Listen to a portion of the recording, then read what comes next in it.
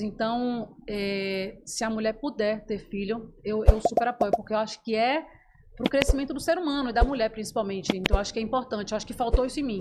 Mas também sou bem resolvida com isso. Então, acho que foi o grande boleto, assim, por ser mulher, que eu paguei. Não sou tão julgada hoje, mas também, ao mesmo tempo, a maturidade, que é algo que você falou no início, não me faz me importar tanto. Absorver esse julgamento, né? Se eu sou julgada, né?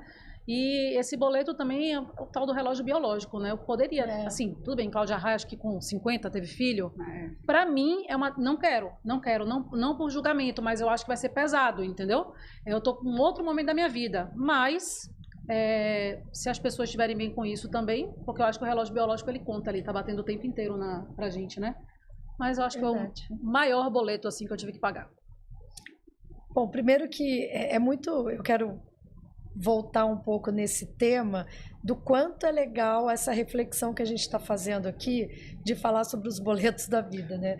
Porque eu acho que ninguém deve parar o tempo todo e pensar, deixa eu olhar um pouco aqui para mim e pensar os meus boletos, né? Que aqui cada uma está contando um pouco do seu, mas se a gente ficar aqui tem a noite inteira vários boletos para a gente contar, né? Eu sempre fui uma pessoa muito determinada em crescer na minha carreira corporativa, né?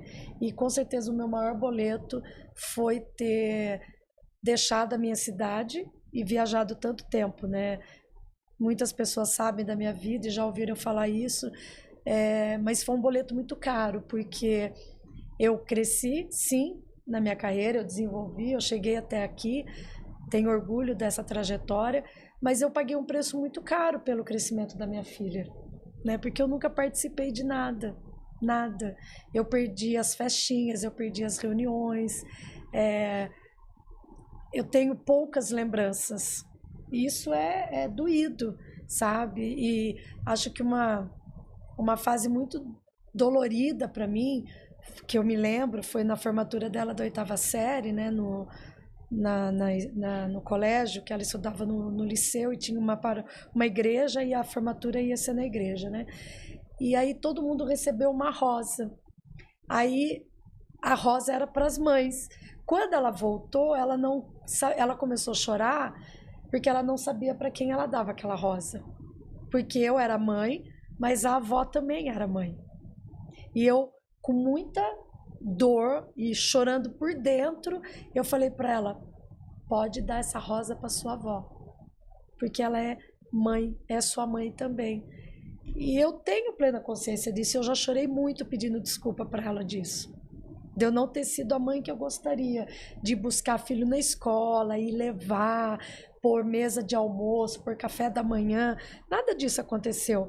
Na fase dela de 2 anos até 12 anos, foi muito tempo, eu sei.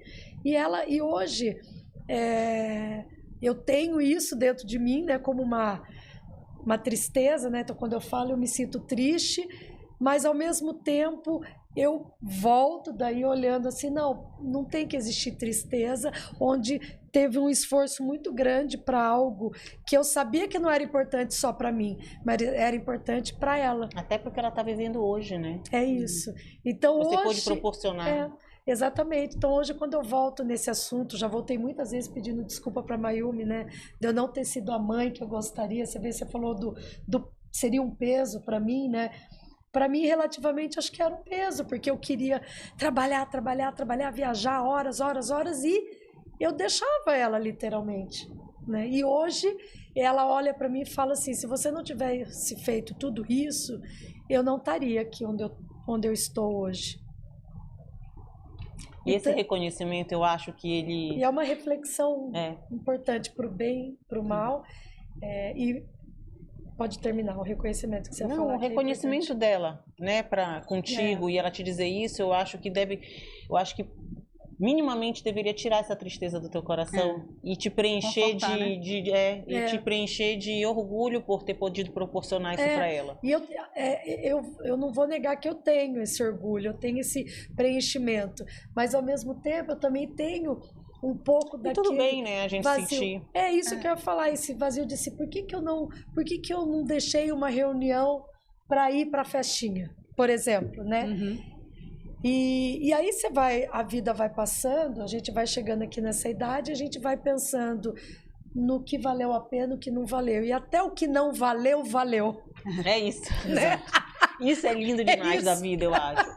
Ouvindo vocês, eu acho tão bonito, né, a vida.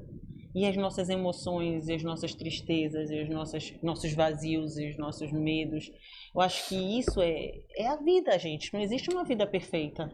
Né? Eu já tive que abrir mão porque o meu marido se mudou várias vezes e teve que morar em várias cidades, mas aí eu tive tempo de estar com meus filhos. Eu perdi a minha carreira, ganhei outra coisa e a vida é isso. A gente perde, a gente ganha. E tá tudo bem, E né? a gente tem que saber lidar com esses perdas e ganhos. E não tem uma fórmula, né? Principalmente para a mulher, sempre quiseram criar uma fórmula. Aí tem a cultural, a sociedade.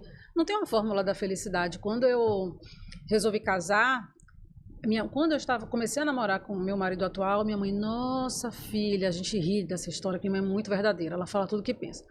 Nossa filha, mas 2 filhos, pelo amor de Deus e tal. Imagina, ela queria que eu casasse com alguém que fosse sempre solteiro, que nunca tivesse tido um relacionamento. E hoje os casamentos se fazem de ex, né? São as novas famílias que estão se formando, vêm de casamentos anteriores, muitas, né? E eu falei, mãe... E aí ela falou, mas ele tem 2 filhos, filha, como é que vai ser isso e tal? E eu moramos juntos 3 anos e eu me tornei uma pessoa melhor porque eu tive o desafio de conviver com 2 crianças. Eu acho que foi uma coisa que me ajudou. Eu não tive, você vê como a vida é e como Deus é.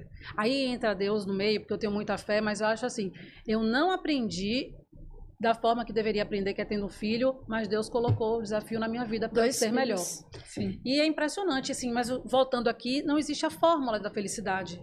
Né? Foram casamentos que trouxeram filhos de ambos os lados. Lívia tem uma história também com o Fred e tem a Andréia, e assim a vida não tem, assim como as escolhas. Eu quero ficar com a minha família, eu quero ser mãe, eu quero ser dona de casa, ou eu quero ser uma profissional, não quero ter filho. E tá tudo bem, se não tá tudo bem, tem que ficar tudo bem, né?